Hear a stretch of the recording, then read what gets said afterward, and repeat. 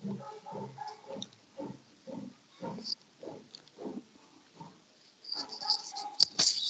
everyone. Good morning to all of you. So here's the screen.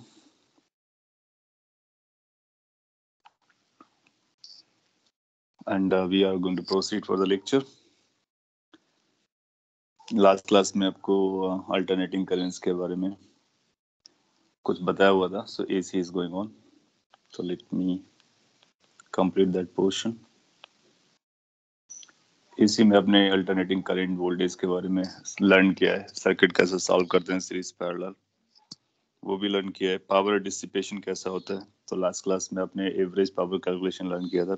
P average that comes out to be VRMS IRMS into cos phi.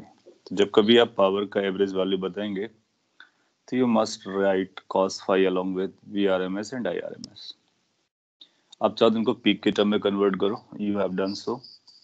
तो formula बनता है half V naught I naught cos phi. तो same formula could also be written like this, half V naught I naught cos phi. Yes.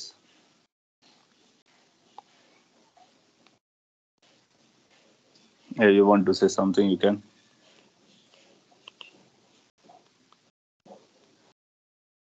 जहाँ पर एक cos phi है, इसको हम पावर फैक्टर के नाम से जानते हैं. So I'm just summarizing कि लास्ट क्लास में क्या हुआ था.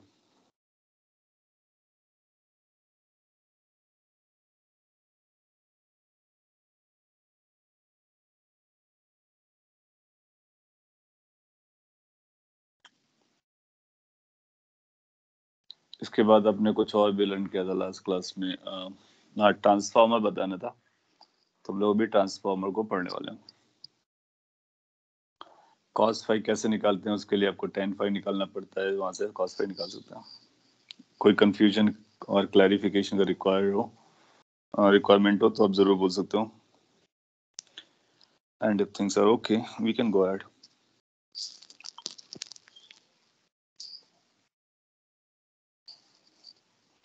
चलेगा. So we can go for transformers.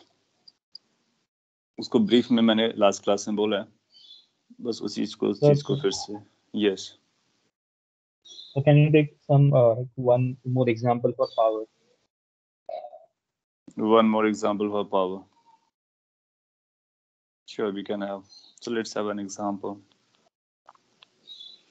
तो एग्जाम्पल ले लेते हैं, आप वार्म अप भी हो जाएंगे और पावर कैलकुलेशन का आपका आइडिया भी आ जाएगा. इसमें कुछ और भी टर्म्स थे जो लास्ट क्लास में आपने पढ़े होंगे. वॉटलेस करंट क्या होती है और कौन सी करंट पार्टिसिपेट करती है. तो इस IRMS cos थीटा को एक साथ लिख सकते हो.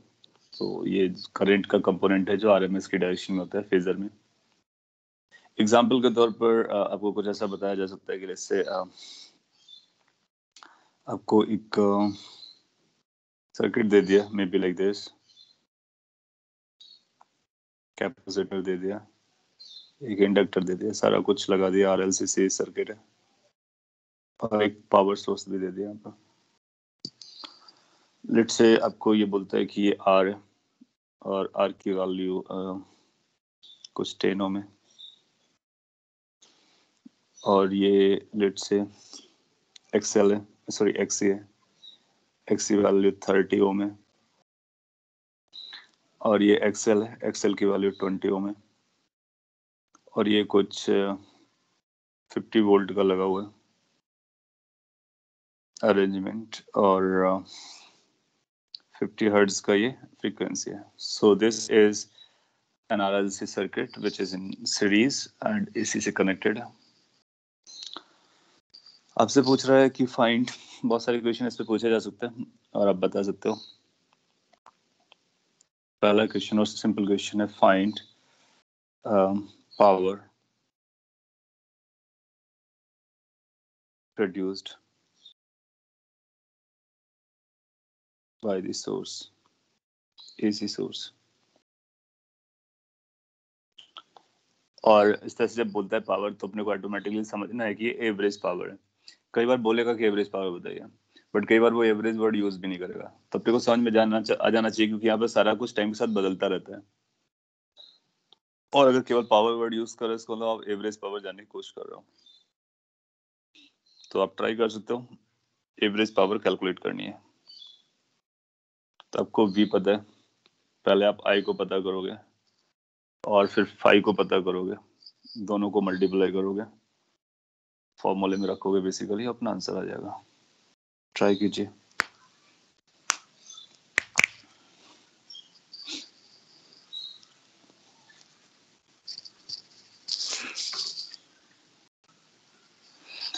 एक मिनट आपके लिए वेट करता हूँ और आप ट्राई करेंगे।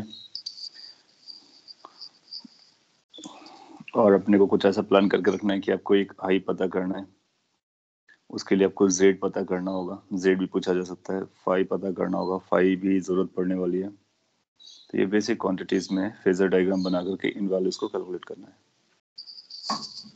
और एक बार ये आ जाएगा तो पावर अपने आप आ जाएगा। 125 वाट एक आंसर आ रहा है। वेट करते हैं कि कोई सेम आंसर दे करके वेरीफाई करेगा क्या।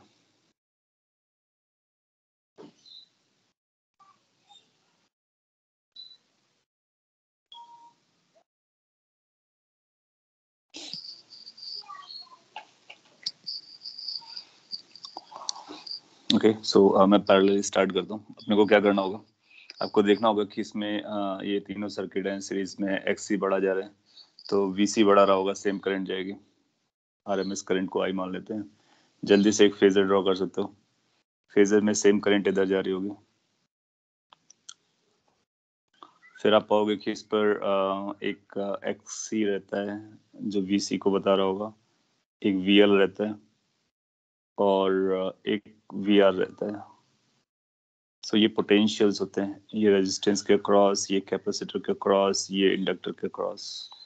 ये फेजर अपने को याद रखना है। फिर आपको पता चल गया कि XC बड़ा है, तो सिंस XC बड़ा है XL से, इसका मतलब है VC बड़ा होगा VL से। तो उस केस का जो ये 1-2 केस के नाम हम लोगों ने दिए थे। तो पॉइंट इज कि ये और भी सिंप्लीफाइड वर्जन में कुछ ऐसा होगा, या फिर आप चाहें तो इसको हम ऐसा भी लिख सकते हैं कि इसको एलिमिनेट कर देते हैं और ये बनेगा VC minus VL, where the resultant is going to go here, so that becomes V। मैं फेजर ड्रॉ करके बना दे रहा हूँ, पूरा सॉल्व कर दे रहा हूँ। 125 वेरीफाई हो रहा है, सो टाइम के साथ आप निकाल सकते हो। That's good. थोड़ा सा टाइम लगता है और वो प्रैक्टिस करोगे तो वो टाइम कम हो जाता है, जितना टाइम लगने वाला होता है। सो ये phi अपने के लिए बनेगा, और अपने को दोनों लगेगा, एक तो V लगेगा, V तो RMS में पता है, I लगेगा, IRMS निकालना पड़ेगा, phi लगेगा। आप चाहो तो डायरेक्टली अगर याद रखते हो तो Z की वैल्यू यहाँ से स्टार्ट कर लो। Z की वैल्यू होती है √R² plus XC minus XL²। ये बनेगा √R² मतलब 10 का स्क्वायर, XC मतलब 30, XL मतलब 20 का होल स्क्वायर। तो ये भी 10 बनेगा, तो ये 10√2 टाइप का हो जाएगा होम। इम्पीडेंस अगर आपसे पूछता है तो आप यहाँ से इम्पीडेंस बता दोगे। और एक बार आपको फॉर्मूला याद रहता है ना, तो आपको फेजर ना भी बनाओगे तब भी चलेगा, क्योंकि आपको याद है कहाँ से आ रहे हैं। बट अगर आप फेजर बनाने की हैबिट रखते हो तो उससे फायदा रहता है, पता रहता है कौन सा लीड लैग कर रहा है, उसमें करंट, उसमें करेक्टली आप बता पाओगे। फिर एक दूसरा फॉर्मूला हमारे पास tan phi का हुआ करता था, वो यहाँ से क्लियर हो रहा होगा, कुछ ऐसा आएगा XC minus XL divide by R। और ऐसा क्यों लिखा, क्योंकि आप बोलोगे VC minus VL upon VR, फिर I कैंसिल हो जाएगा, तो ऐसे बन जाएगा। देन यू विल रियलाइज कि ये XC की वैल्यू कितनी थी, ये 30, XL की वैल्यू कितनी थी, 20 डिवाइड बाई ये कितना है 10, 10 बाई 10 इज 1, तो इसका मतलब 10 phi 1 आ गया, phi कितना रहा होगा 45 रहा होगा, और पाई बाई 4 रहा होगा। I कितना होगा, इसलिए I की वैल्यू आ जाएगी V डिवाइड बाई Z। हम लोग I को V बाई Z लिखते हैं, तो इसको IRMS VRMS अपॉन Z आ रहे हैं, तो RMS अपने को पता है। RMS अगर अपने को 50 पता है तो 50 divide by 10√2, so this becomes basically 5/√2 ampere. तो कितना RMS करंट जा रहा होगा, 5/√2 एम्पियर करंट जा रहा होगा। So you know about the currents. फिर अपने को ये पता करना होगा कि पावर, उसने सिंस पावर पूछा है तो पावर डायरेक्टली नहीं जाएंगे, पावर के लिए सारी कैलकुलेशन करनी पड़ती है। जब हम पावर कैलकुलेट करेंगे तो हमारे पास फॉर्मूला है VRMS IRMS। अगर आप RMS लिखते हो तब भी चलता है, नहीं लिखते हो तो याद रखना कि वो RMS है, और cos phi आ जाएगा। RMS वैल्यू वोल्ट की कितनी है, 50, जो दिया होता है वो RMS होता है। करंट का कितना निकल के आया 5/√2 cos π/4 45 1/√2 होता है। सो ये बन जाएगा 250 डिवाइड बाई √2 और इसको सिंप्लीफाई कर लोगे तो ये 125 वाट आ जाएगा। डन हो गया, ये अपना आंसर हो गया। तो आप लोगों ने जो बताया वो करेक्ट बताया, इसका मतलब है आप लोग उसको रिलेट कर पा रहे हो। और ये एक ऐसा क्वेश्चन था, इसको जानने के लिए आपको इंटरमीडिएटरी बहुत सारी चीजें पता करनी पड़ी। फेज डिफरेंस पता करना पड़ा एंड इम्पीडेंस कैलकुलेट करना पड़ा और करंट की वैल्यू कैलकुलेट करनी पड़ी। और आप ये भी बता सकते हो कि कौन लीड कर रहा है कौन लैग कर रहा है। तो अपने को पता चला करंट लीड करेगा वोल्टेज से 5 से, मतलब 45 डिग्री से। तो इनमें से ही कोई ना कोई क्वेश्चन बना करके आपसे पूछ लेगा। और पावर पूछता तो ये बता सकते हैं, पावर फैक्टर पूछता तो वो भी बता सकते हैं। वैटलेस करंट पूछेगा तो हम जानते हैं कौन सी करंट होती है, IRMS sin phi को वैटलेस करंट बोलते हैं, कंपोनेंट ऑफ करंट का जो वैटलेस होती है। सो इस तरह से आप पावर की कैलकुलेशन कर सकते हो। तो देखो, कैलकुलेशन करना एक अलग स्टोरी है और समझना, कॉन्सेप्ट समझना एक अलग स्टोरी जाती है। इसमें हम लोग डायरेक्टली करते हैं बहुत सारा कुछ, sign omega T cos omega T, इसको कन्वर्ट नहीं कर रहे होते हैं और सॉल्व करके अपने आंसर तक पहुंच जाते हैं।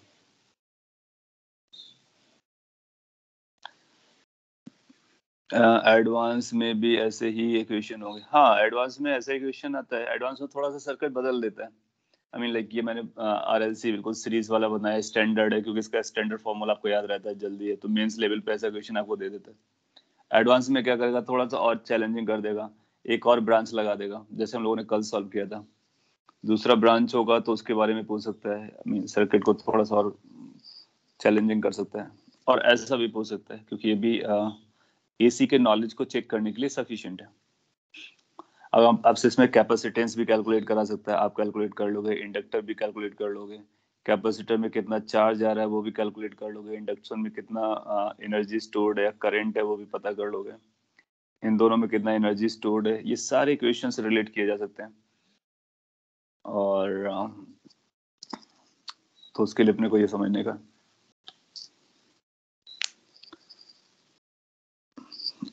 टफ सर्किट को ही कट ऑफ करके टफ किया जा सकता है। और एक बार आपको फेजर ड्रॉ करना आ गया तो आपके लिए फिर टफ नहीं रहेगा। अगर फेजर नहीं समझता है तो फिर टफ रहता है। बाकी सर्किट सॉल्विंग है, लाइक कि एक कैपेसिटर के बजाय 2-3 कैपेसिटर लगा देगा, 2-3 इंडक्टर लगा देगा, 2-3 रेजिस्टेंस लगा देगा, बट जनरली इतना टफ नहीं करता है। इवन एडवांस में भी जैसा हम लोगों ने लास्ट क्लास में एक एग्जांपल देखा था, सिमिलर टाइप का ही पूछे। सो सर ये यस सर इसमें अगर उसमें मल्टीपल रेजिस्टेंस के तो उसमें हम जैसे DC में हम इक्विवेलेंट रेजिस्टेंस निकाल के लगा देते थे, तो वैसे लगा सकते क्या इसमें? नहीं, इस पे अगर केवल रेजिस्टेंस होंगे तो उनका इक्विवेलेंट ले सकते हो, बिल्कुल ले सकते हो। कैपेसिटेंस का भी आपको देखना पड़ेगा कि कैपेसिटेंस अगर इनिशियली अनचार्ज्ड है तो फिर उसको भी कैरी कर सकते हो इक्विवेलेंट में। क्योंकि देखो, आइडिया इक्विवेलेंट का क्या होता है ना कि अगर हमारे पास सेम करंट जा रहा है तो आप IR1 और IR2 को ऐड करो या फिर इसको आप डायरेक्टली ऐसा लिखो, दोनों की बात बराबर होती है। लेकिन एक रेजिस्टेंस और कैपेसिटर का इक्विवेलेंट नहीं होता है।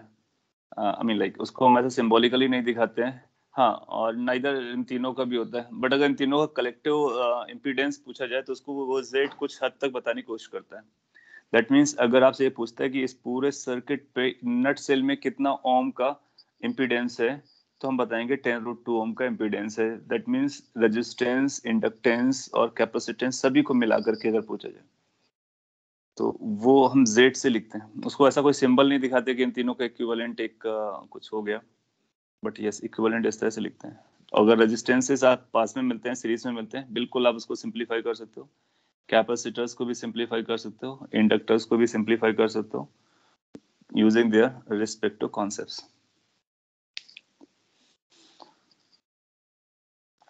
मोस्टली उसका जो पर्पस रहता है कि वो फेजर समझते हो, बेसिकली ये कि कहीं ऐसा तो नहीं है कि आप ऐसा बोलो कि इसका VS निकालो, इसका VR निकालें और इसका VC कैलकुलेट करें, कोई इसका VL कैलकुलेट करे, तीनों को नंबर वाइज ऐड कर दें। वो नहीं बता, वो फिर रॉन्ग हो जाएगा। तो इनको हमको एज अ फेजर ऐड करना होता है, ये हम लोग जानते हैं। तभी ये डायग्राम बना, क्योंकि वी आर मैंने इधर ड्रॉ किया, वी सी इधर ड्रॉ किया, वी एल इधर किया, फिर इनको वेक्टोरली हैंडल किया। और एग्जाम में अगर पूछेगा तो इसी पॉइंट पे वो जोर देगा कि whether you are able to differentiate it with the DC source और डीसी करंट और डीसी वोल्टेजेस। अब आगे बढ़ सकते हैं, अब ट्रांसफार्मर के बारे में समझ लेते हैं।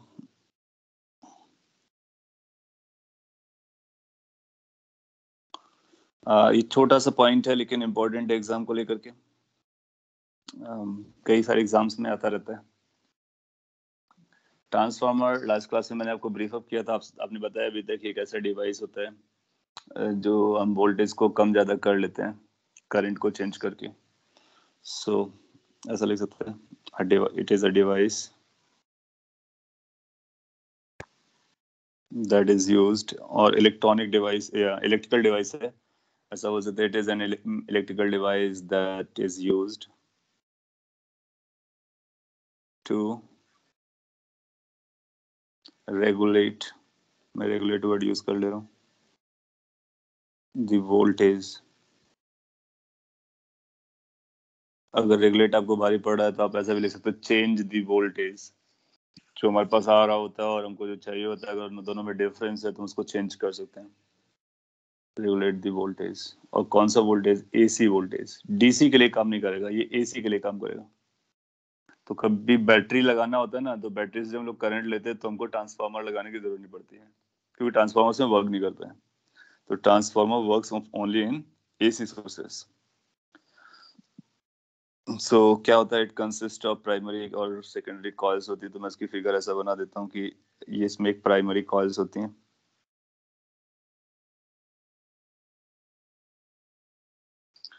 तो बेसिकली ये कॉइल्स हैं, जैसे सोलोनाइट आपने देखा था, करेक्ट कलेक्शन ऑफ कॉइल्स, वही है। और इसको हम बोलेंगे ये प्राइमरी कॉइल है।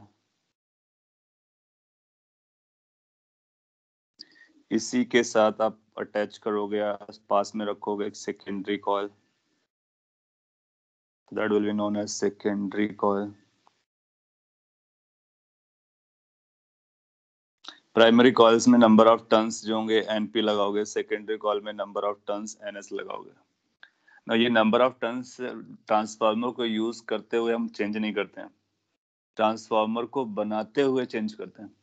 So when a transformer is manufactured, at that stage it is decided how many number of turns has to place in the primary coil, how many number of turns has to be placed in the secondary coil.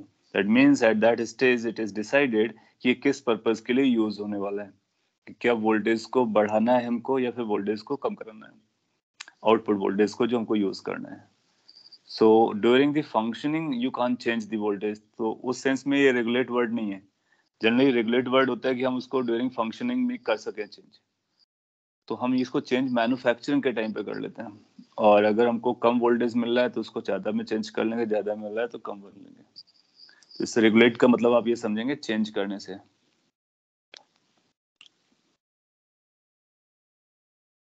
लिख देता हूँ मैं। Anyway so फिर क्या होता है कि अगर आपने इसको किसी एसी सोर्स से कनेक्ट किया हुआ, लेट से यहाँ पर आपके पास एक एसी सोर्स है, ये इनपुट है, तो लेट से ई से लिख देते हैं, इनपुट प्राइमरी का है ये। इस पर जो आपने सोर्स लगाया, ईएमएफ लगाया या फिर वोल्टेज लगाया, ये प्राइमरी वोल्टेज है। तो जितना इसमें प्राइमरी वोल्टेज होगा वही उस पे करंट लेके जाएगा और ये क्लोज लूप जैसा काम करेगा। और इस पे जो करंट चल रही होगी उस करंट का नाम हम प्राइमरी करंट दे देंगे। ये सेकेंडरी कॉइल जो है वो इस प्राइमरी कॉइल के बाजू में रखी हुई है, इसको आपने वायर से कनेक्ट नहीं किया हुआ है, और करंट हैप्पीली इस पे चल रही है, सर्किट अपना कंप्लीट है। फिर भी आप देखोगे कि यहाँ पर करंट चलना स्टार्ट हो जाएगी। दैट मीन्स अगर यहाँ पर आपने कुछ सर्किट लगाया हुआ, लोड लगाया हुआ, रेजिस्टेंस लगाया हुआ या फिर एसी ये कैपेसिटर्स या कोई सर्किट बनाया हुआ है, तो आप पाओगे कि इस पर करंट रन करता हुआ आपको मिलना स्टार्ट हो जाएगा। So that is where we are going to use, this is where from where we are getting the supply of AC, and this is the device. कई बार इस डिवाइस को ऐसा बॉक्स में बना देते हैं। तो यहाँ पर सर्किट है।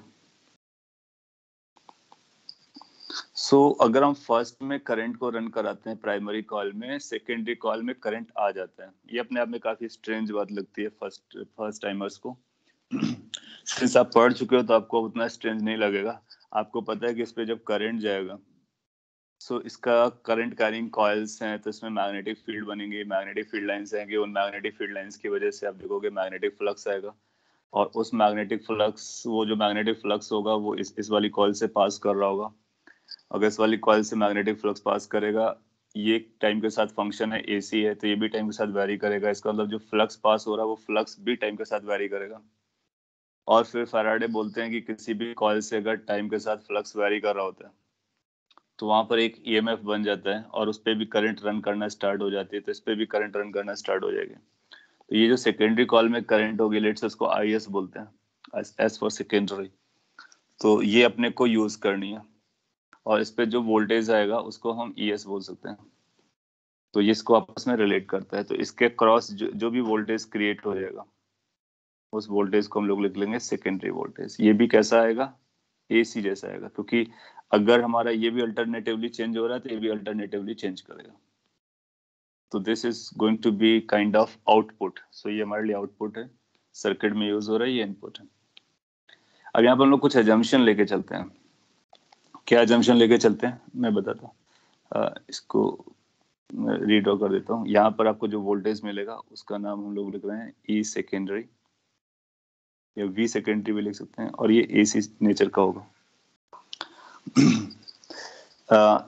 अरेंजमेंट ऐसा बनाना होता है कि इसका फ्लक्स जो है इससे लिंक हो जाए, और अगर हम कितना भी कोशिश करेंगे तो कुछ ना कुछ फ्लक्स तो बाहर जाएगा, क्योंकि फील्ड लाइंस होती हैं फ्लक्स, तो सारी फील्ड लाइंस को हम तो वहाँ पे कैप्चर नहीं कर पाते हैं। बट इस तरह का अरेंजमेंट करते हैं कि अधिकतर इसका जो फ्लक्स है वो इस वाली कॉइल से लिंक हो जाए, मैक्सिमम फ्लक्स लिंक हो जाए, और इनफैक्ट पूरा फ्लक्स लिंक हो जाए। सो वी विल से कि जितना फ्लक्स यहाँ पर प्रोड्यूस होगा, सारा का सारा फ्लक्स आइडियल कंडीशन में सेकेंडरी कॉइल से पास करेगा। अगर प्राइमरी से जितना फ्लक्स जा रहा है उतना सेकेंडरी से जा रहा है, I mean field lines basically ऐसा बोलना चाहिए, फील्ड लाइंस जितना फर्स्ट से जा रही है वो सारी फील्ड लाइंस सेकेंडरी से पास कर रही हैं। तो आप पाओगे कि हर कॉइल के करस्पॉन्डिंग फ्लक्स बराबर आएगा, क्योंकि अगर सेम फील्ड लाइन जा रहे हैं और सेम उसका एरिया है तो हर कॉइल सेम अमाउंट का फ्लक्स क्रिएट करेगी प्राइमरी में।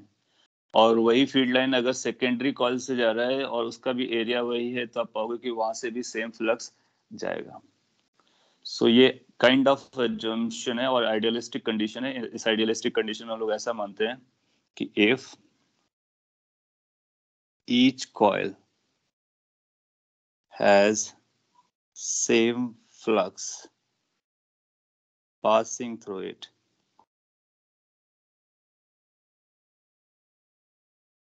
लेट्स से वो जो फ्लक्स है उसका नाम फाई है। सो फाई हम लोग ये मान के चल रहे हैं, phi is the flux that is passing through each coil, whether it is of primary or whether it is of secondary. So how much total flux will be passing through the primary?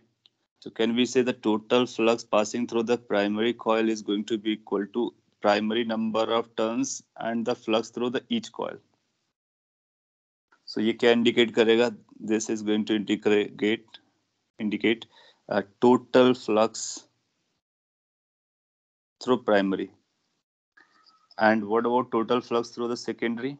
It's going to be the number of secondary turns divided by the flux through the each turn. Now we know कि इस पे अगर आप Kirchhoff's law लगाओगे तो जो आपने input voltage लगाया हुआ इनपुट सोर्स है वही एल इसके M d I by D t के बराबर हो जाएगा, या फिर d phi by D t के बराबर हो जाएगा, ऐसा बोल सकते हैं। सो अगर मैग्नीट्यूड वाइज चलें तो हम लोग ऐसा बोल सकते हैं कि E P primary is going to be equal to minus d phi P by D t के बराबर हो जाएगा। प्राइमरी कॉल से कितना जा रहा है, जब आप इसको सिंप्लीफाई करोगे तो ये बन जाएगा N P d phi by D t, क्योंकि एनपी तो जो नंबर ऑफ टर्न्स होंगे वो कांस्टेंट होंगे, ड्यूरिंग फंक्शनिंग चेंज नहीं करने वाले। एंड जो आउटपुट आएगा सेकेंडरी कॉल पर आने वाला है, वो इसके फ्लक्स से लिंकेज में जो चेंजेस हो रहे हैं वो देखना होगा। तो ये minus d phi secondary divide by D t हो जाएगा, that's going to be number of secondary turns d phi by D t हो जाएगा। सो आप पाओगे d5/dt दोनों में कॉमन रहेगा, दैट मीन्स ईच कॉइल से रेट ऑफ चेंज फ्लक्स भी बराबर रहेगा। अब आप चाहो इन दोनों को आपस में डिवाइड कर सकते हो, तो अपने को मिलेगा E primary divide by E secondary is equal to N primary divide by N secondary. अपने को ये निकालना होता है कि आउटपुट पोटेंशियल कितना आ रहा है या फिर आउटपुट सोर्स कैसा है। तो ई मीन्स ईएमएफ और voltage, you can call it as V भी लिख सकते हैं। तो सेकेंडरी का जो वोल्टेज आएगा that is going to be equal to secondary turns divide by primary turns, you can check it, into E primary. So primary मतलब input, secondary मतलब आउटपुट। सो अपने को ये पता होगा कि प्राइमरी के का इनपुट कितना है, प्राइमरी का ई कितना है, और नंबर ऑफ कॉइल्स पता होंगे, क्योंकि नंबर ऑफ टर्न्स जो होते हैं ना, नंबर ऑफ टर्न्स, तो वो तो डिजाइनिंग या मैन्युफैक्चरिंग के टाइम पे डिसाइड हो जाते हैं। तो NS/NP आपको ऑलरेडी पता होगा, कितना EP लगा रहे हो वो अगर आपको पता है तो आउटपुट कितना मिलेगा वो अपने को पता चल जाएगा। सो ये अपने पास फॉर्मूला रहता है, और you can remember in this fashion कि प्राइमरी का पोटेंशियल डिवाइड बाय सेकेंडरी का potential is equal to primary number of turns divide by secondary number of turns. और ये जो रेशियो है NP/NS वो मैन्युफैक्चरिंग के टाइम पे ही फिक्स हो जाता है। इसका मतलब ये गिवन होगा आपको, जब ट्रांसफार्मर खरीदने जाएंगे तो आपको ये नंबर आपको बताएगा, लिखा हुआ होगा। तो ये डायरेक्टली आपको ES निकालना बहुत आसान हो जाएगा, जो भी आप लगाओगे वो फैक्टर से मल्टीप्लाई हो जाया करेगा। अब ये फैक्टर अगर 1 से बड़ा हुआ तो हम पाएंगे कि जो हमारा आउटपुट आएगा वो बड़ा आएगा। अगर ये फैक्टर हमारा 1 से छोटा हुआ तो हमारा आउटपुट इनपुट से कम आ जाएगा। तो अकॉर्डिंगली हम फैक्टर चूज करके ट्रांसफार्मर को यूज कर लेते हैं। कॉपी कर लीजिए, that's what the purpose is. इसमें कई सारे अजम्पशंस लिए गए, वो अजम्पशंस को अपने को याद रखना है। अजम्पशंस का मतलब हुआ कि हमने ये माना है कि फ्लक्स पूरा का पूरा लिंक करेगा, पहला। दूसरा, हम लोगों ने ये माना है कि इसमें जो प्राइमरी कॉइल है उसका रेजिस्टेंस निग्लिजिबल है, कोई रेजिस्टेंस हम लोगों ने यूज नहीं किया है। सेकेंडरी कॉइल में तो अभी इसका सर्किट है, सर्किट में रेजिस्टेंस आ सकता है, तो उसको अभी तो आपको सॉल्व करना, यूज करना है। लेकिन प्राइमरी को हमने एज ए कॉइल पूरा सर्किट यूज कर रखा है। तो ये भी एक अजम्पशन है कि प्राइमरी कॉइल के रेजिस्टेंस को इग्नोर किया गया। और यहाँ से अपने को आंसर मिल जाता है। Are stabilisers used at home same as transformer? वो उनका वर्किंग थोड़ा सा डिफरेंट होता है, क्योंकि स्टेबलाइजर क्या होता है, वोल्टेज के फ्लक्चुएशंस को मॉनिटर करता है या फिर रेगुलेट करता है, और वो आपको कंटिन्यूअसली करता है। लाइक अगर वोल्टेज आपका बढ़ गया तो उसको कम कर देगा, कम हो गया तो ज्यादा कर देगा। काफी कुछ सिमिलरिटीज होती हैं but not exactly the same. Transformer already decided होता है कि आपको वोल्टेज को बढ़ाना है या वोल्टेज को कम करना है। अगर आपने बढ़ाने वाला वोल्टेज लगा दिया है और आपका वोल्टेज ज्यादा आ रहा है तो उसको बढ़ा देगा, कम नहीं करेगा। जबकि स्टेबलाइजर क्या करता है, स्टेबलाइज करने की कोशिश करता है, बड़ा है तो भी कम करेगा, कम है तो बढ़ाने की कोशिश करेगा। तो वो डिफरेंस है। बाकी कॉइल्स वगैरह उस पर भी होती हैं, तो वो सब यूज करते हैं। यहाँ पर कुछ और टर्म्स हम यूज करेंगे, तो अगर आपने कॉपी कर लिया है तो आगे बढ़ते हैं। तो अपने को क्या मिला, primary divide by secondary is equal to primary turns divide by secondary turns. ये अपना फॉर्मूला होगा।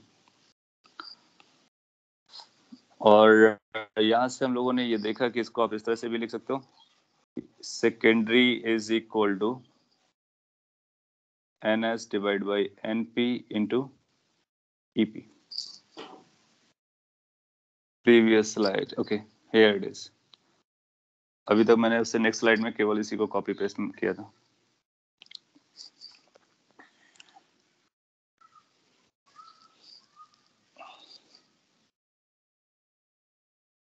फ्लक्स को लिंक करने के लिए क्या करते हैं ना, ये फ्लक्स मैक्सिमम लिंकेजेस हो उसके लिए आप देखोगे तो कुछ ऐसे प्लेट्स लगाते हैं यहाँ पर हम लोग। कभी आप ट्रांसफार्मर ओपन करके देखोगे तो यहाँ पर प्लेट्स लगी रहती हैं। उनका पर्पस क्या होता है कि फ्लक्स ज्यादा से ज्यादा अपना लिंक हो सके। तो वो थ्योरी आपने पढ़ा होगा तो उसमें मिल जाएगा। एनीवे, काम की बात ये है कि ये फॉर्मूला होता है ना। ये फैक्टर के बारे में हम लोग बात कर सकते हैं। तो यहाँ से एक चीज क्लियर दिख रही है आपको, if NS is greater than NP then, तो ये फैक्टर 1 से बड़ा होगा तो कंक्लूजन में ये लिखा जा सकता है कि output voltage is going to be greater than input voltage. इसका मतलब हुआ कि आपको आउटपुट मिलता है जबकि इनपुट कम हो रहा था। तो अगर ऐसा ट्रांसफार्मर है जिसमें हमने number of turns in the secondary coil ज्यादा रखा हुआ है, तो उसको बोलेंगे that is step up transformer.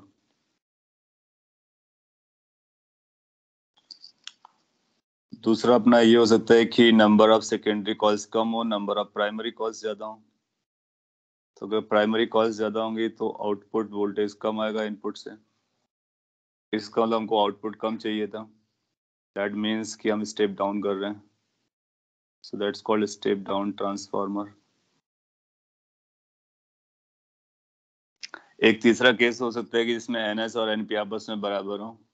तो अगर आपने एनएस एनपी को बराबर किया है तो फिर दोनों वोल्टेज बराबर आ जाएंगे।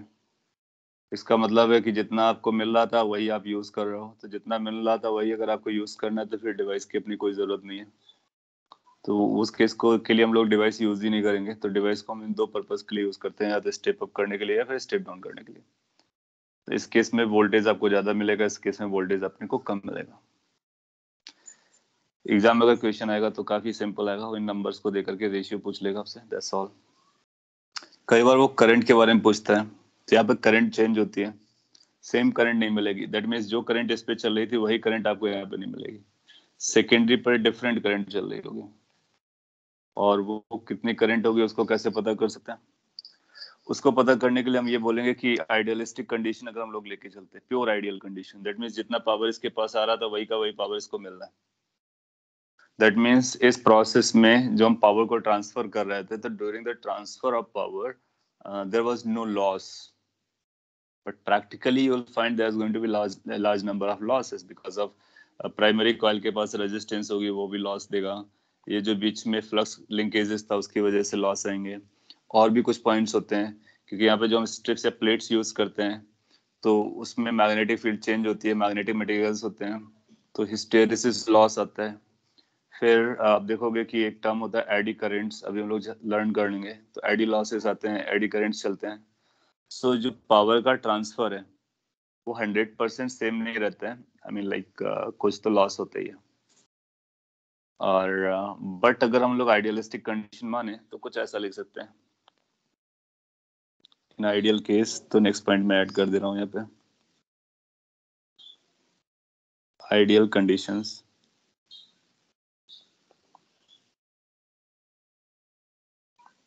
इट कैन बी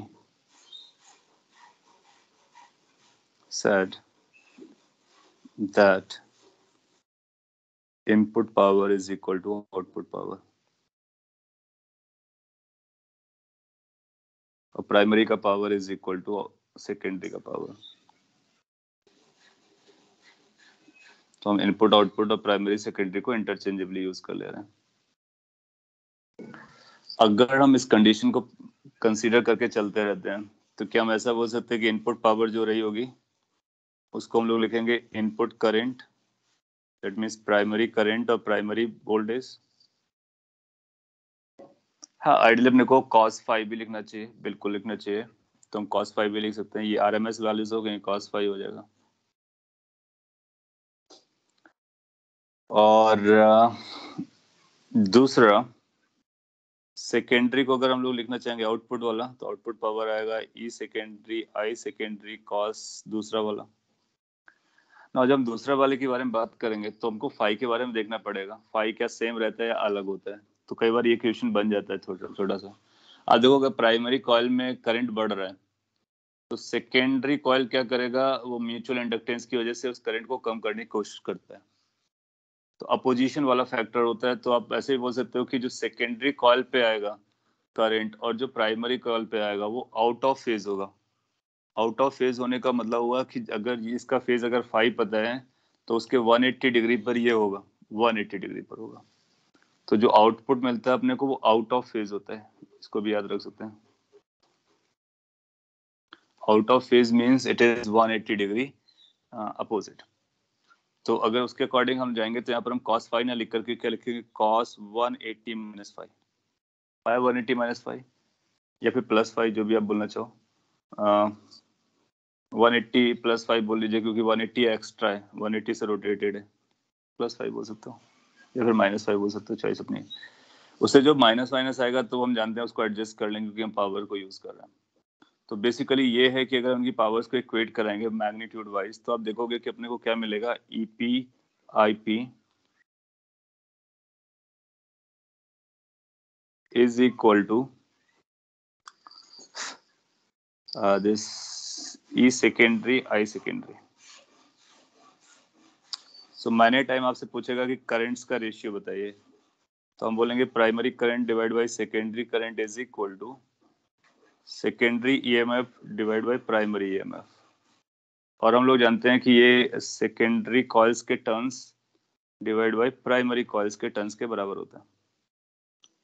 तो अगर नंबर ऑफ टर्न्स अपने को पता है तो हम करंट का रेशियो भी बता सकते हैं, और ईएमएफ का रेशियो या पोटेंशियल का रेशियो भी बता सकते हैं।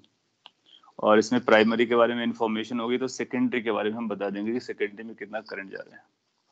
सो जनरल इक्वेशन या तो इससे रिलेट करेगा या फिर इससे रिलेट करेगा। और अगर आपने ये देखा तो इसमें दोनों आ गए, पोटेंशियल भी आ गया, करंट भी आ गया, और नंबर ऑफ टर्न्स पे डिपेंड कर रहा होता है। कॉपी कर लीजिए, एक माइनस इक्वेशन देते हैं और फिर ये न्यूमेरिकली अपना कंप्लीट हो जाएगा। इसके बीच में और भी बहुत सारी स्टोरीज हैं ऑफ कोर्स, कि इतना बड़ा ट्रांसफॉर्मर, इतनी बड़ी डिवाइस कैसे डिजाइन किया जाता है, क्या क्या स्टोरीज होती हैं, बट कॉन्सेप्ट के पॉइंट ऑफ व्यू से और अपने लेवल पे this is more than sufficient. Step up step down, input output power बराबर है। तो फिर आपसे कभी बात कॉन्सेप्चुअली ऐसे क्वेश्चन पूछ लेगा कि अगर हमारा ये रिजल्ट आ रहा है तो हमने क्या एजम्पशन लिया है, तो हम बोलेंगे कि हमने एजम्पशन लिया कि इनपुट पावर आउटपुट पावर के बराबर हो गई है। इनपुट पावर आउटपुट बराबर होने के लिए क्या और बेसिक एजम्पशंस रहेंगे, तो आप बोलोगे लॉसेस इग्नोर्ड है। फिर आपसे पूछेगा कौन कौन से लॉसेस होते हैं, तो लॉसेस उसको गिना दोगे। सो मैं अगली स्लाइड पे गिना देता हूँ लॉसेस।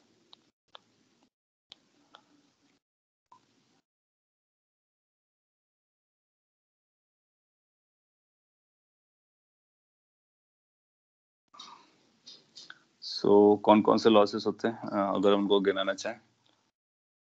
एक तो आपको ये बोलना होगा कि प्राइमरी कॉइल का रेजिस्टेंस होता है,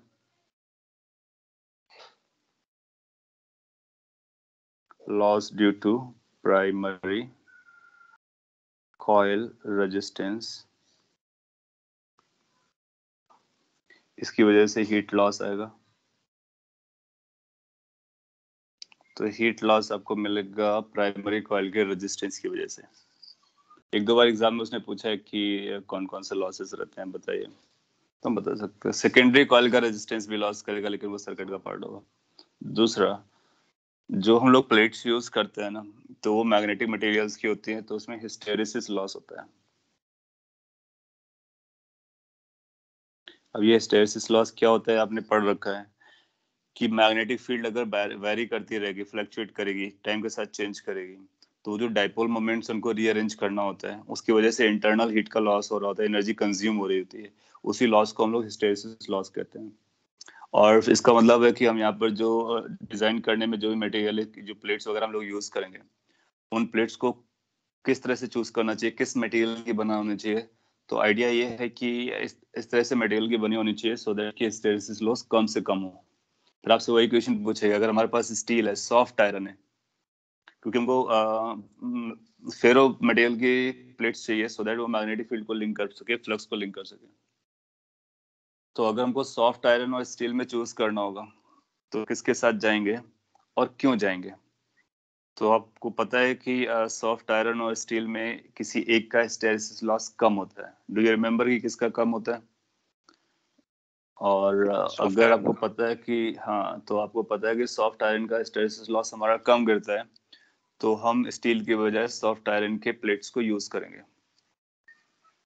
और उसको रीजन दोगे कि उसका हिस्टेरिसिस लॉस कम होता है। तो एक तो हिस्टेरिसिस लॉस आता है, फिर इसके बाद क्या होता है, और भी लॉसेस आते हैं। डिजाइनिंग के टाइम पे कुछ एक्स्ट्रा वायर लगाया गया, मैन्युफैक्चरिंग इश्यूज रहते हैं। अपार्ट फ्रॉम दिस कुछ कॉन्सेप्चुअल इश्यूज होते हैं। तो loss due to eddy currents होते हैं, loss due to eddy currents. तो इसमें हम लोग समझ लेंगे ये एडी करंट्स होते क्या हैं। अच्छा, प्राइमरी कॉइल के रेजिस्टेंस यानी हीट के लॉस को अवॉइड करने के लिए आप क्या करोगे, चाहोगे कि बेटर मटेरियल की प्राइमरी कॉइल हो जिसकी रेजिस्टिविटी कम से कम हो, जिसका क्रॉस सेक्शन एरिया, लेंथ और व्हाटएवर यू नो, उसके अकॉर्डिंग आंसर कर सकते हो। हिस्टैरिसीस लॉस को कम करने के लिए आप सॉफ्ट आयरन को प्रेफर करो, सॉफ्ट आयरन को आप प्रेफर कर लेते हो रादर देन स्टील। तो ये भी कम हो जाता है, मिनिमाइज होता है, लेकिन जीरो तो नहीं होता ऑफ कोर्स। फिर एडी करेंट्स अगर आपको उनको अवॉइड करना है तो उसके लिए क्या करते हैं हम, शीट्स जो है प्लेट्स लगाते हैं ना, उसको लैमिनेट कर देते हैं। तो इसको अवॉइड करने के लिए इसका जो सोल्यूशन है वो है लैमिनेशन ऑफ प्लेट्स। तो जो ब्रैकेट में मैं लिख रहा हूँ वो ये है कि इसको कैसे सुधारा जा सकता है और कम किया जा सकता है, लैमिनेशन ऑफ प्लेट्स।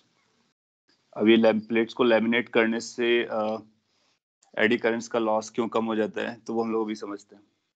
सो ये जो 2 पॉइंट्स लिखे हैं, सॉफ्ट आयरन चूज करना मतलब इसको मिनिमाइज करना, लैमिनेशन ऑफ प्लेट्स करना मतलब इसके लॉसेस को मिनिमाइज करना, अच्छा कंडक्टर चूज करना मतलब हीट लॉस को मिनिमाइज करना।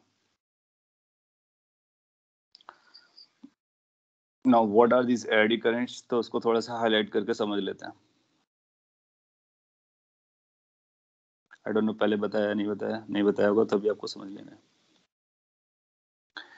होता क्या है कि सपोज कर लीजिए इसी पिक्चर को हम लोग वॉच करते हैं, ये कॉइल इस पे करंट जा रहा था, दूसरा कॉइल उस पे करंट इंड्यूस हो रहा है, और यहाँ पर प्लेट्स लगी हुई हैं जो कि फेरोमैग्नेटिक मटेरियल कंडक्टर्स हैं। अगर वहाँ पे प्लेट्स लगी हुई हैं और आपको पता है कि यहाँ से मैग्नेटिक फील्ड पास करेगी, एक दूसरे से मैग्नेटिक फील्ड लिंक्ड है और मैग्नेटिक फील्ड चेंज हो रहा है। आप जानते हो कि अगर कहीं भी कंडक्टर है, कहीं भी कंडक्टर है, सो लेट्स से कि हमारे पास एक ये कंडक्टर है, कंडक्टिंग प्लेट है, या उसी प्लेट को अगर हम यूज करना चाहें, कंडक्टर है, और इस एक ऐसे रीजन पे रखी है जहां पर मैग्नेटिक फील्ड एग्जिस्ट कर रही है और वो चेंज हो रही है, मैग्नेटिक फील्ड एग्जिस्ट कर रही है, वो चेंज हो रही है। हम लोग जानते हैं कंडक्टर्स पे क्या होते हैं, कंडक्टर्स पे इलेक्ट्रॉन्स होते हैं और ये इलेक्ट्रॉन्स फ्री होते हैं मूव करने के लिए।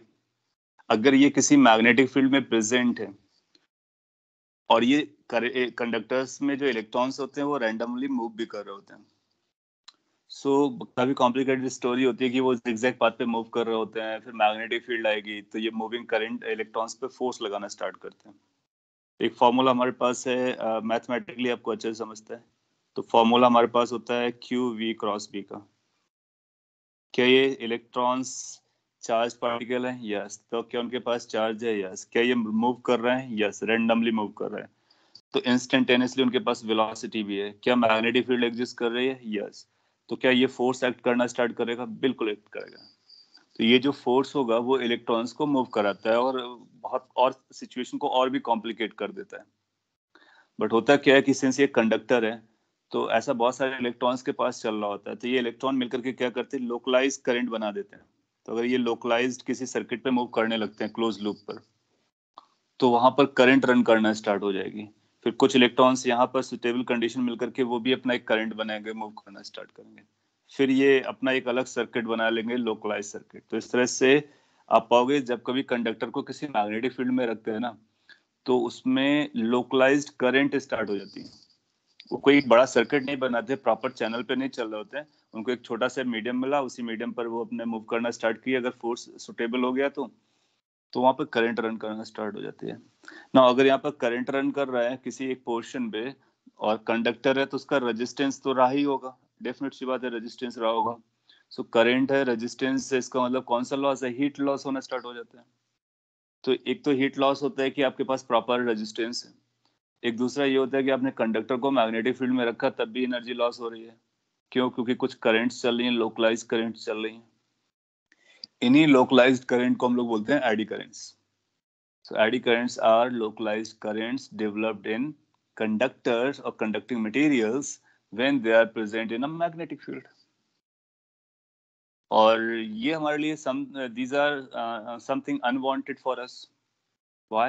Because इनका कोई हम यूज तो कर नहीं रहे कि इससे हम पावर प्रोड्यूस कर रहे हैं और उससे कुछ रन कर रहे हैं, पहला पॉइंट। दूसरा पॉइंट, ये लॉस भी कर रहे हैं, सो ये हमारे लिए अनवांटेड होते हैं और ये लॉस क्रिएट करते हैं, बट ये एग्जिस्ट करते हैं, तो उसकी वजह से लॉस होता है, कम होता है, ठीक है, बट होता जरूर है। तो इसको आपको याद रखना है, अगर कभी आपसे पूछता है तो मैं शॉर्ट में लिख देता हूँ, they are localized currents developed in conducting material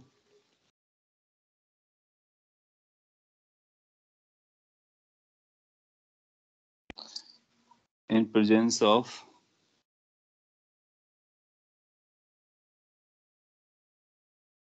magnetic field।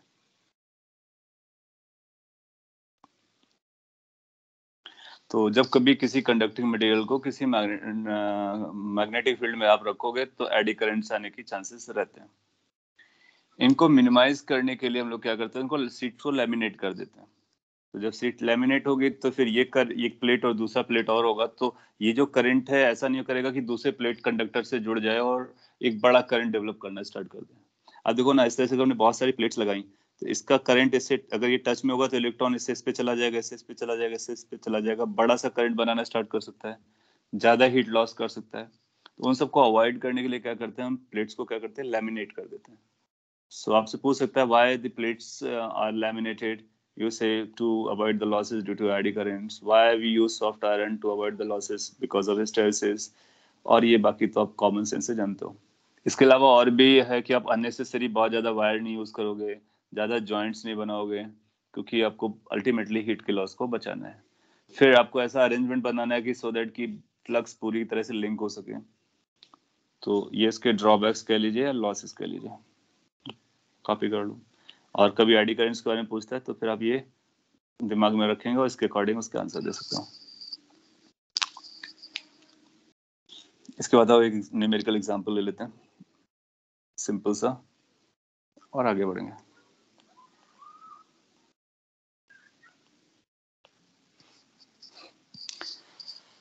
ऐसा बोलते हैं कि in a transformer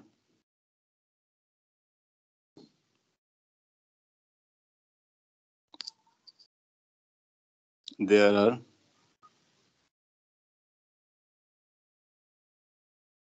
1000 tons in primary coil. सभी लोग आंसर दे सकते हैं, तो सभी को ट्राई करना है। And 1500 tons in secondary coil।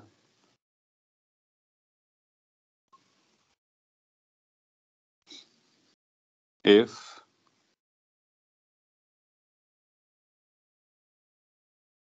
primary voltage is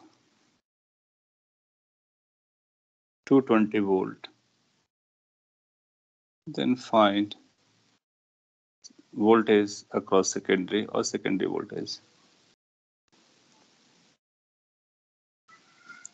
similarly current दे करके दूसरी करंट आपसे पूछ सकता है। सो अपने को बताना, और आपको ये भी बताना है कि किस तरह का ट्रांसफार्मर है, I mean like step up है या स्टेप डाउन है। 330 एक आंसर आया।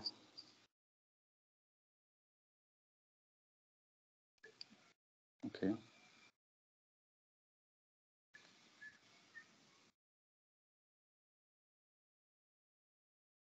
स्टेप अप और 330।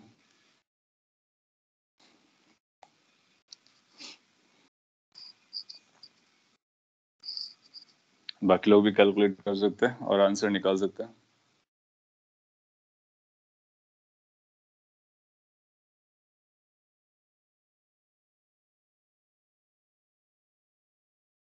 Yes, 330 is being repeated।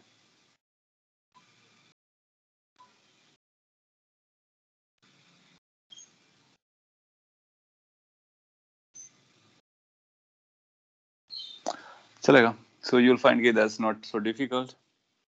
क्या करना है, number of primary turns, so NP लिखोगे। एनपी की वैल्यू कितना है, 1000 दिया गया है। Good. And the number of secondary turns अपने को 1500 बोल रहा है।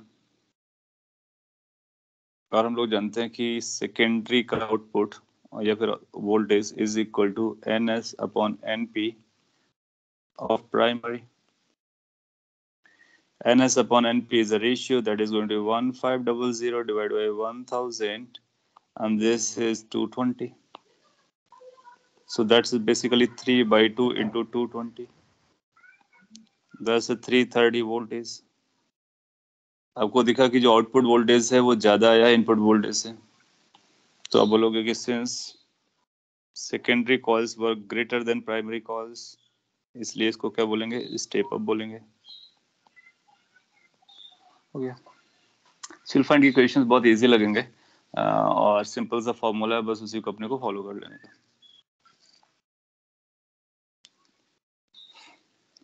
आगे बढ़ते हैं। अगर करंट वाला पूछेगा तो आप करंट का भी बता सकते हो, नॉट अ बिग डील। एक और छोटा सा टर्म होता है, कई जैसे जिस तरह से आपने एडी करंट्स के बारे में सीखा, उसी तरह से एक कॉइल भी होती है जिसको हम चौक कॉइल बोलते हैं, और इसके बारे में भी आपसे कुछ पूछ सकते हैं। So let's get it. आप लोगों ने देखा होगा या फिर सुना होगा चौक कॉइल के बारे में, और नहीं देखा है तो अगर आप अभी समझते हो तो आप अपने प्रैक्टिकल लाइफ में देख सकते हो, कई जगह मिलता है अपने को।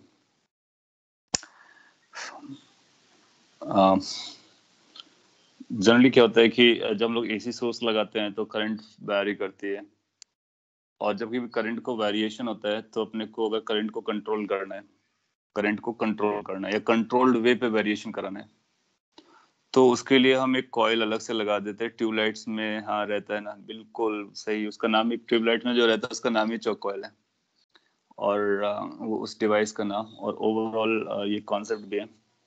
तो चौक कॉइल हम किस कंडीशन में बोलते हैं, ये करंट को रेगुलेट कराने, करंट को कंट्रोल करने की कोशिश करता है, या फिर ऐसा बोलो कि रैंडमली चेंज होने से उसको प्रिवेंट करते हैं। सो बेसिकली एक ऐसा डिवाइस होता है, इंडक्टिव डिवाइस होती है। हम अगर शॉर्ट में लिखना चाहें तो कुछ ऐसा लिख सकते हैं, it is N inductive coil with negligible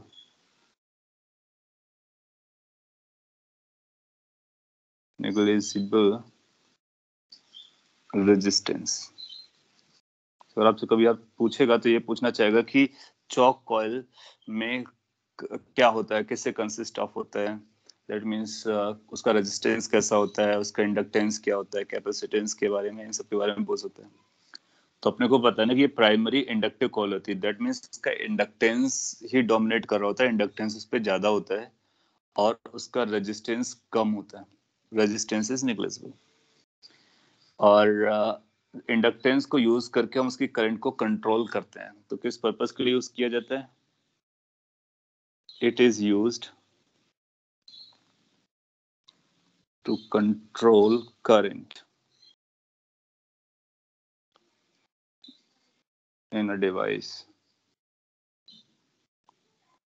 so current को कंट्रोल करने के लिए इसको हम यूज करते हैं।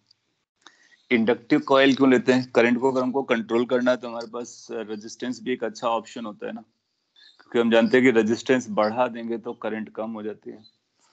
तो रेजिस्टेंस को हम लोग इसलिए नहीं यूज करते क्योंकि रेजिस्टेंस यूज करेंगे तो लॉसेस होते हैं, तो हमारी एनर्जी वेस्ट हो रही होती है। जबकि हम इंडक्टर यूज करते हैं तो कंजर्वेटिव होता है, तो उसमें एनर्जी का वेस्टेज नहीं होता है। सो अगर आपसे पूछता है why we want use resistance instead of inductance, तो ये से कि रेजिस्टेंस एनर्जी को वेस्ट करता है, इसलिए हम इसको यूज नहीं करते हैं। अगर आप सर्किट बनाओगे तो कॉइल के लिए सर्किट में क्या रहेगा, एक इंडक्टर रहेगा, बेसिकली एक इंडक्टर रहेगा। हालांकि उसका रेजिस्टेंस आप दिखा सकते हो लेकिन रेजिस्टेंस विल बी नेग्लिजिबल। और इस अरेंजमेंट को, ये इस कॉइल को हम बोलते हैं कि ये चौक कॉइल है। क्योंकि कोई भी कॉइल लोगे तो उसका रेजिस्टेंस तो होगा, लेकिन we will try to make it as small as possible. Inductor will be higher. अगर आप इसको किसी सर्किट से कनेक्ट करोगे तो प्योरली इंडक्टिव जैसा बिहेव कर रहा होगा। अगर इंडक्टर जैसा बिहेव कर रहा होगा तो इंडक्टर में आप जानते हो कि कितना करंट का लिखा जाता है, तो करंट उसको जो आता है, जो अप्लाइड वोल्टेज होता है डिवाइड बाई एक्सएल होता है। और हम लोग एक्सएल को क्या लिखते हैं, एक्सएल को लिखते हैं ओमेगा इंटू एल। सो अगर हम एल को बढ़ाएंगे तो आप देखोगे एक्सएल हमारा बढ़ेगा, एक्सएल बढ़ेगा तो फिर हमारा करंट जो है वो कंट्रोल हो जाएगा। सो करंट को हम लोग कंट्रोल करा देते हैं without using the resistance, that means without wasting the power. बस इसका इतना ही पर्पस है कि हम करंट को कंट्रोल कर लेते हैं और एनर्जी को वेस्ट भी नहीं होने देते हैं। रेजिस्टेंस की वजह हम किसका यूज करते हैं, इंडक्टर का यूज करते हैं। इसके और भी साइड यूजेस हैं जैसे और कंसिक्वेंसेस हैं। आप जानते हो कि इंडक्टर क्या होता है कि करंट को रैंडमली चेंज होने से बचाता है। तो अगर चॉक कॉइल लगा दिया आपने तो करंट को ग्रेजुअली चेंज कराते हैं। हमें लगेगा अगर इंक्रीज हो रही होगी तो ग्रेजुअल चेंज होगी ताकि ये डिवाइस को प्रोटेक्ट करके रखेगी, और अगर डिमनेस हो रही होगी तो ग्रेजुअली डिमनेस करेगी सो दैट डिवाइस आपकी प्रोटेक्टेड होगी, इररिस्पेक्टिव कि बाहर का सोर्स आपका कितना रैंडमली चेंज होता है। क्योंकि जब हम लोग प्लग लगाते हैं ना जो पावर सप्लाई में, तो अपने को नहीं पता कब पावर ज्यादा आ जाएगी, कब कम आ जाएगी, कब करंट बढ़ जाएगा, कब कम हो जाएगा। तो उसको कंट्रोल में रखने के लिए हम लोग इसको यूज करते हैं। करंट भी कंट्रोल में रहेगी और करंट का चेंज भी ग्रेजुअल होगा, जिससे हमारी डिवाइस या इलेक्ट्रॉनिक इंस्ट्रूमेंट जो भी है वो काफी सेफ रहता है। तो ये केवल ट्यूबलाइट में तो हम लोग उसको देखते हुए अलग से लगा रहता है, बाकी ऑलमोस्ट हर डिवाइस पर जितना भी हम लोग इलेक्ट्रॉनिक डिवाइस यूज करते हैं सब में लगा रहता है।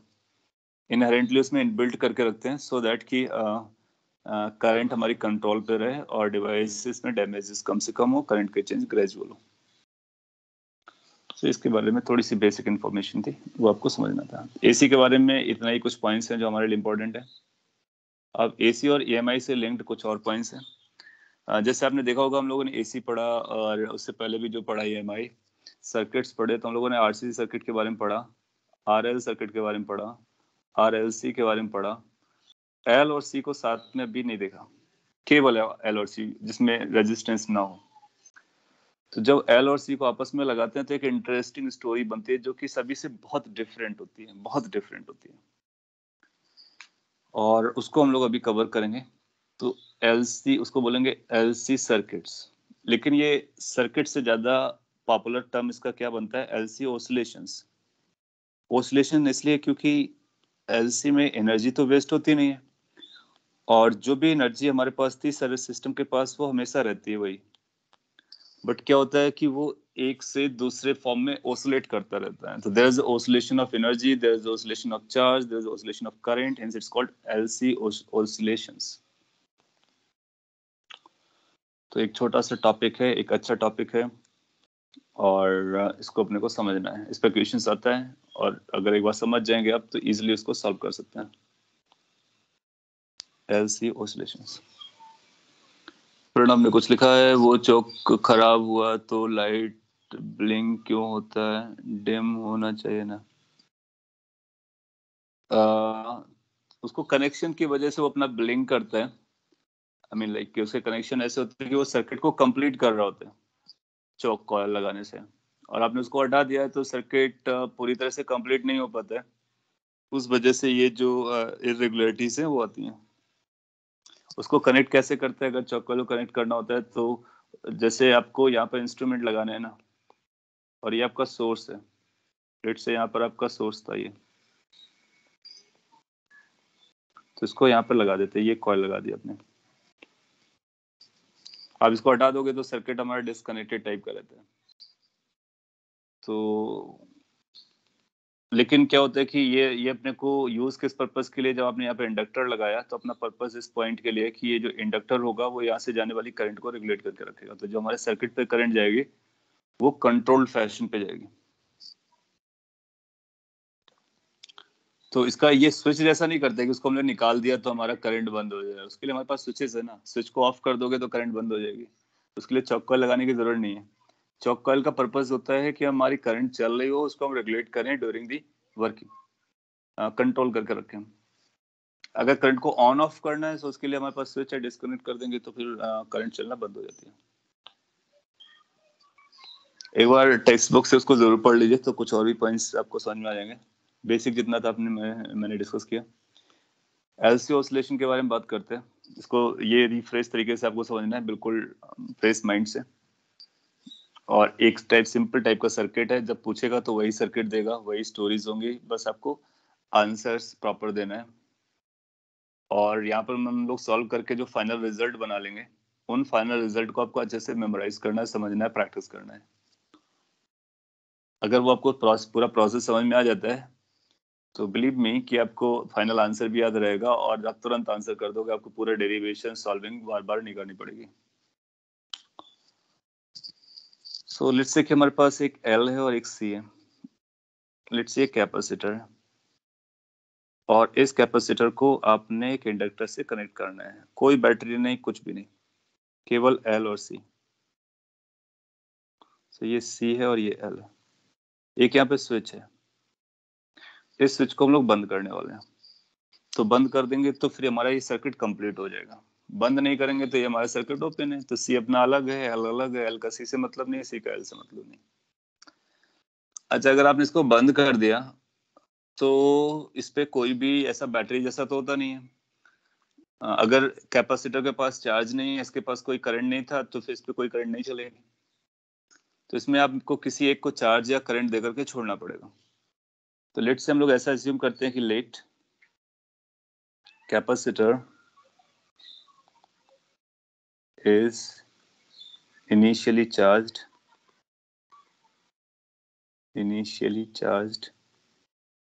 और उसके पास इनिशियल चार्ज है कितना, Q not.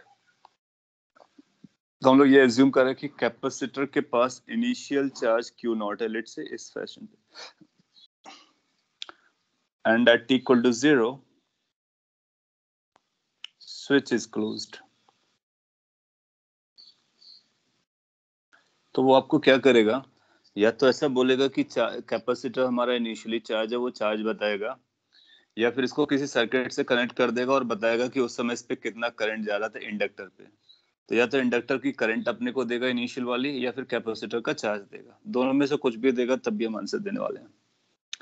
t equal to 0 पे आपने इसको स्विच को क्लोज कर दिया। फिर किसी t टाइम पर क्या होने वाला है समझते हैं। Let at any time t, तो जो कि बाद वाला टाइम है, charge in the capacitor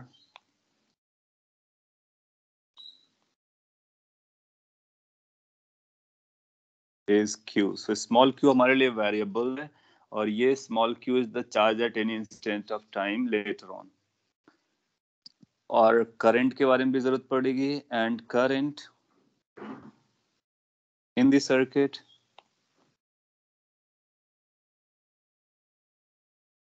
is I।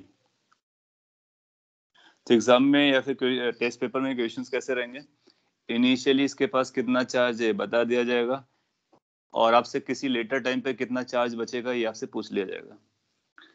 किसी लेटर टाइम पे इस पे कितना करंट जा रहा है ये भी पूछ लिया जाएगा, कैपेसिटेंस और इंडक्टेंस की वैल्यू दे करके। तो अपने को C पता है, Q पता है, Q और L नॉट पता है, सॉरी Q नॉट और L पता है। तो Q not, C and L ये अपने को नोन है। इसके बेसिस पर हम चार्ज कैलकुलेट करना चाहते हैं। सिंपल सर्किट सॉल्विंग है और थोड़ा सा डिफरेंट है ऑफ कोर्स। तो कैसे सॉल्व करते हैं आपको ध्यान देने का। तो किसी भी टाइम पर इसके पास लेट से Q चार्ज बचा है, Q चार्ज बचा है जैसा इसने बोला है, और लेट से कि यहाँ से I करंट चल रहा है, तो I करंट यहाँ से भी पास करेगा और I करंट यहाँ से भी पास करेगा। ये हमारे पास सर्किट हो जाएगा। तो जो रेड कलर से दिखाया वो किसी टी टाइम की स्टोरी है। आपके पास किरचॉफ्स का वोल्टेज लॉ रहता है, आप केवीएल लगा दोगे। जब आप केवीएल अप्लाई करोगे तो अपने को कुछ ऐसा पता चलेगा कि ये प्लस होगा, ये माइनस होगा, वो प्लस है वो माइनस है, अकॉर्डिंगली हम लोग बात करेंगे। तो क्या बनेगा इसकी value, L D I by D T minus Q by C equal to 0, minus Q by C is equal to 0। So ये किस तरह से हम लोगों ने सॉल्व किया कि यहाँ से अगर ऐसा करंट जा रहा है तो हम इसको लिखेंगे L D I by D T minus Q by C equal to 0।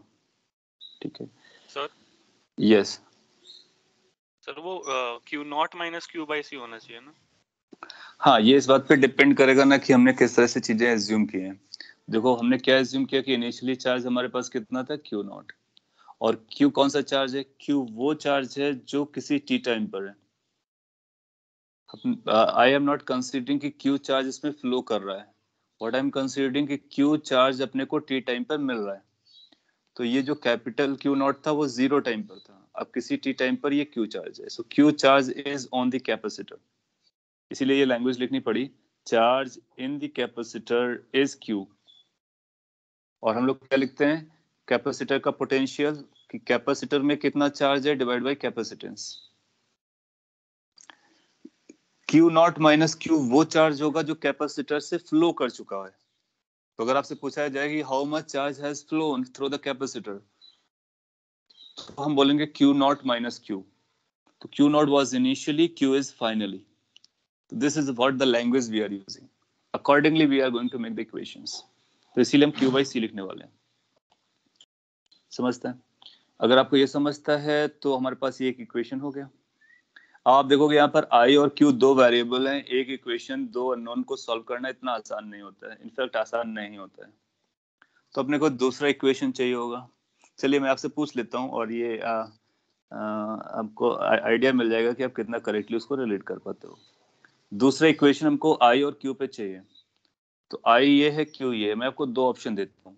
एक ऑप्शन ए है, क्या हमको आई की value D Q by D T लिखना चाहिए। एक ऑप्शन बी है, क्या हमको आई की value minus d Q by D T लिखना चाहिए।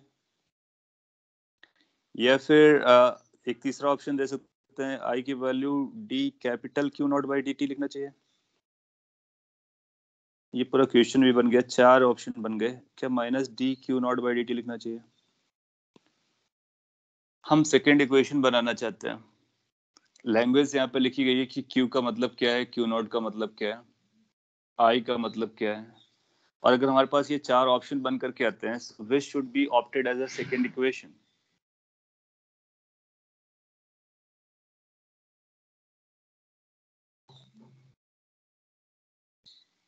सो अगर आप लैंग्वेज को फॉलो करोगे तो आपको चारों इक्वेशन में से एक ही इक्वेशन सुटेबल लगेगी, बाकी कोई सुटेबल नहीं लगेगी।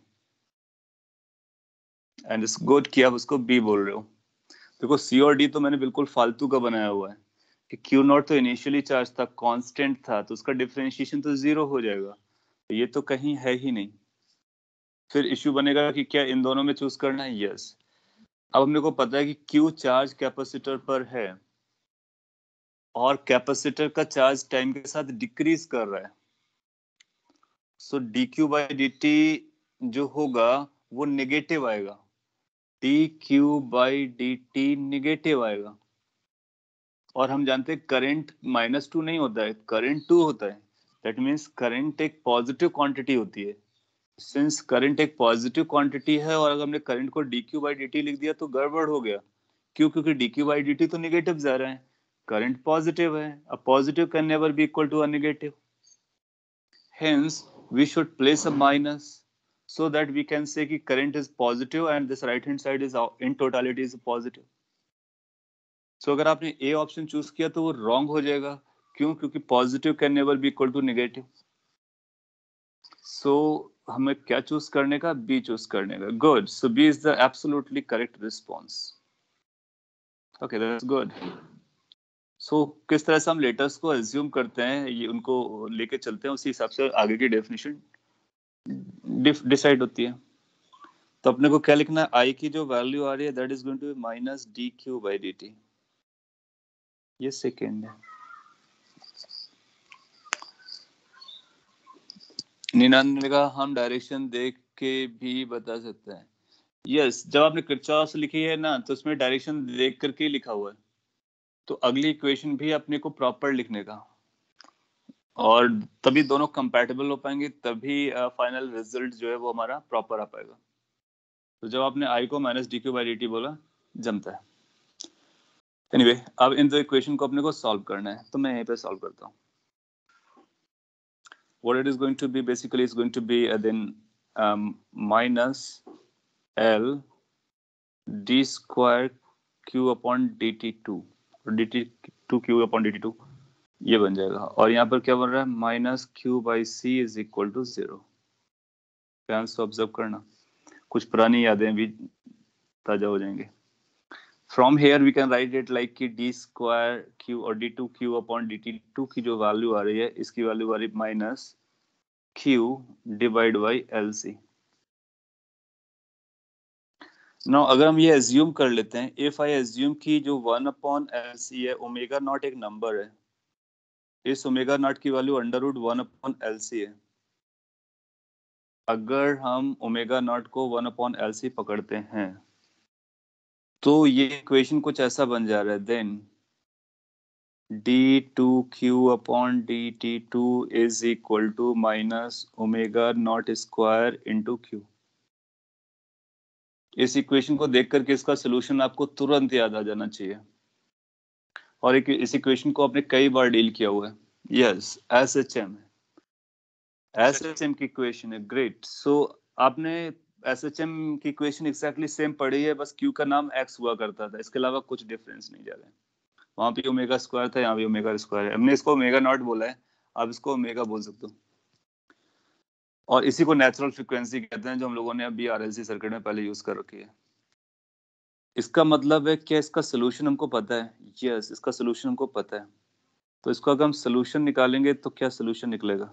अब आप इसको डिफरेंशियल इक्वेशन को सॉल्व करना मैथ्स में भी आपने लर्न कर लिया होगा, और हम लोगों ने भी इसका सोल्यूशन देख रखा था।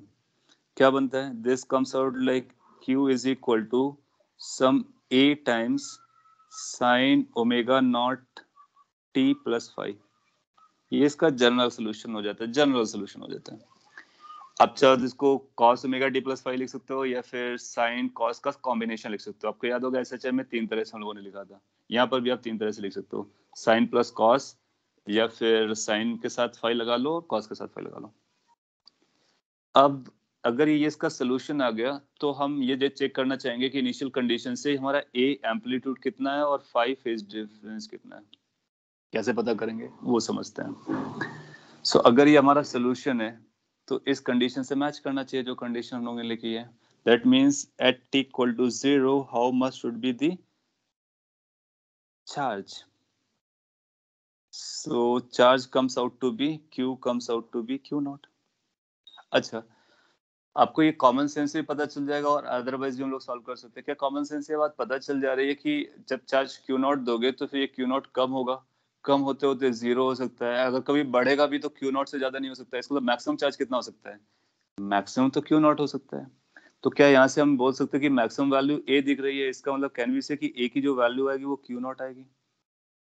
एक conclusion directly, because maximum charge feasible is q not, उससे ज्यादा तो आ नहीं सकता है, क्योंकि इंडक्टर के पास कोई करंट था नहीं, सोर्स कोई है नहीं सप्लाई करने वाला, तो जो उसके पास चार्ज है यार ये रहेगा या इससे कम हो जाएगा। तो a की वैल्यू q नॉट होगी। फिर हम ये कंडीशन लगा सकते हैं, जब इस कंडीशन को अप्लाई करोगे तो आपको q की जगह q नॉट मिलेगा, a की जगह q नॉट मिलेगा, और ये साइन 5 बन जाएगा। सो जब साइन 5 की वैल्यू देखोगे तो साइन 5 की वैल्यू अपने को कितनी मिल जा रही है? 1। तो यहाँ से अपने को मिल गया साइन 5 इज कमिंग एज 1। इसको मतलब 5 कितना होना चाहिए? 5 के बहुत सारे आंसर हैं, बट एक आंसर अपने को π/2 मिल जाएगा, सिंपल वाला। इसका मतलब है 5 हमारा π/2 आ गया, a हमारा q नॉट आ गया, तो हमको एक इसका प्रॉपर सोल्यूशन मिल गया इस इक्वेशन का, या इन दोनों इक्वेशन का। तो SHM में इसका मतलब चार्ज जो है वो SHM करने वाला है। तो इसका चार्ज जो है पहले मैक्सिमम वैल्यू है, धीरे धीरे कम होकर के 0 वैल्यू बनेगा, फिर नेगेटिव में माइनस q तक जाएगा, q नॉट तक जाएगा, फिर वापस आके 0 बनेगा, फिर प्लस q नॉट तक जाएगा, फिर 0 जाएगा। तो ये SHM करेगा चार्ज की वैल्यू। चार्ज ऑसिलेट कर रहा है, इसीलिए इसका नाम क्या रखा गया? LC ऑसिलेशन, क्योंकि चार्ज ऑसिलेट करता है। आप देखोगे करंट भी ऑसिलेट करेगा, आप देखोगे एनर्जी भी ऑसिलेट करेगा, और इस तरह से ऑसिलेट करेगा एनर्जी की टोटल एनर्जी कांस्टेंट रहेगा, मैक्सिमम चार्ज q नॉट रहेगा, मैक्सिमम करंट I नॉट रहेगा। सो नेक्स्ट स्लाइड पे हम लोग चलते हैं और q को प्रॉपर लिख देते हैं। That means at any instant of time q की वैल्यू अपने को मिल रही है क्या? q is equal to q not sine omega t plus π/2। हम लोग जानते हैं कि साइन ओमेगा t प्लस π/2 मतलब क्या होता है? cos होता है। तो q की वैल्यू आ जाएगी q not cos omega t। और समझ में भी आ रहा है ना, क्योंकि t इक्वल टू 0 पे चार्ज कितना था? मैक्सिमम था। तो मैक्सिमम से जब चल रहा होता है एक्सट्रीमम से चल रहा होता है। आपको पता है SHM में जब मैक्सिमम डिस्प्लेसमेंट से या एम्पलीट्यूड से चलता है, स्टार्ट होता है, तो वो कॉस के साथ आता है, साइन के साथ नहीं, इसलिए π/2 आया और कॉस में कन्वर्ट हो गया। इसका मतलब चार्ज कुछ इस तरह से फ्लैक्चुएट करेगा और चेंज करेगा बेसिकली, और ये पीरियोडिकली चेंज कर रहा है। इसका टाइम पीरियड कितना है, ये ओमेगा नॉट की वैल्यू हम बता सकते हैं। और अगर ओमेगा चाहो तो ओमेगा लिख के रख सकते हो, ओमेगा नॉट लिखना भारी पड़ रहा है बार बार, तो मैं ओमेगा नॉट को ओमेगा बोल दे रहा हूँ। बाद में इसको जहाँ दूसरा ओमेगा आएगा तो बदल लेंगे। So omega is under root 1/LC। इसका मतलब आपसे ये भी पूछ सकता है कि 1/LC यानी LC का यूनिट बताइए, तो आपको पता चल जाएगा कि ये टाइम पीरियड जैसा कुछ है LC, क्योंकि ये 1 टाइम पीरियड होता है। मतलब LC का जो यूनिट आएगा टाइम पीरियड का स्क्वायर यानी टाइम के स्क्वायर के बराबर आएगा, आप समझ सकते हो। सो इक्वेशन अपने पास ये आ जाती है। अच्छा, अगर ये चार्ज आ गया तो what about current? Current is written as minus dq/dt। Differentiate कर देते हैं तो ये आएगा q naught with minus sine का डिफरेंशिएशन माइनस और कॉस का डिफरेंशिएशन माइनस साइन होता है तो साइन ओमेगा टी आ जाएगी, फिर एक ओमेगा आ जाएगा। तो यहाँ से करंट भी पता चल गया, current is coming as q naught omega sine omega T.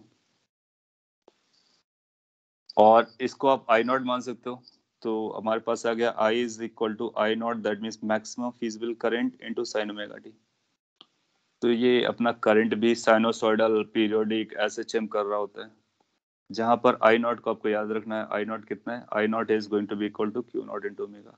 Simple question exam में पूछ लेगा कि बताइए मैक्सिमम करंट कितने होने वाली है, तो maximum current Q not into omega हो जाएगी। तो सपोज कर लीजिए इस क्वेश्चन में आपसे पूछा जाता है कि find the maximum current in this circuit, तो आप इतना सारा सॉल्व नहीं करोगे। क्या करोगे? आपको फॉर्मूला पता चल गया, क्यू नॉट इंटू ओमेगा होता है, क्यू नॉट उसने जो इनिशियली दिया उसको यूज करने का, फिर ओमेगा निकालने का, ओमेगा के लिए अंडर रूट 1/LC लगाने का, एल और सी पता होगा तो यहाँ से ओमेगा मिल गया, ओमेगा और क्यू नॉट को मल्टीप्लाई कर दो, मैक्सिमम करंट आ गया। That's done, isn't it? Maximum charge पूछेगा, क्यू नॉट होगा, फिर ये कैसे वेरी कर रहा है उनको बता सकते हैं। कई बार होता है इनको अपने को एक ही सर्किट पे शो करना होता है, हम एक ही ग्राफ पे शो करना होता है, हम लोग एक ही ग्राफ पे शो कर सकते हैं। अगर आप टाइम के साथ देखना चाहोगे करंट और चार्ज कैसे वेरी कर रहा होता है, तो चार्ज अपना मैक्सिमम वैल्यू से चला था तो ये मैक्सिमम वैल्यू से जाएगा, फिर जीरो होगा, फिर निगेटिव होगा, फिर इस तरह से जाएगा। एक साइकिल के लिए मैंने ड्रॉ किया है, वन टाइम पीरियड के लिए। ये इसका टाइम पीरियड है, टाइम पीरियड भी निकाल सकते हैं क्योंकि ओमेगा पता है। तो ये चार्ज का ग्राफ हो गया कि चार्ज हमारा कैसे वेरी कर रहा है।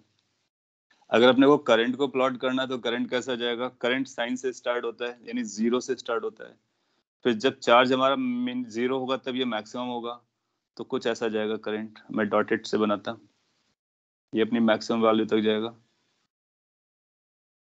देन ये डिक्रीज करेगा, जीरो बनेगा, फिर ये निगेटिव पे जाएगा अपनी मिनिमम वैल्यू तक या मैक्सिमम वैल्यू तक, निगेटिव की मैक्सिमम वैल्यू का, फिर इसके बाद ये इसी पॉइंट पे आ जाएगा।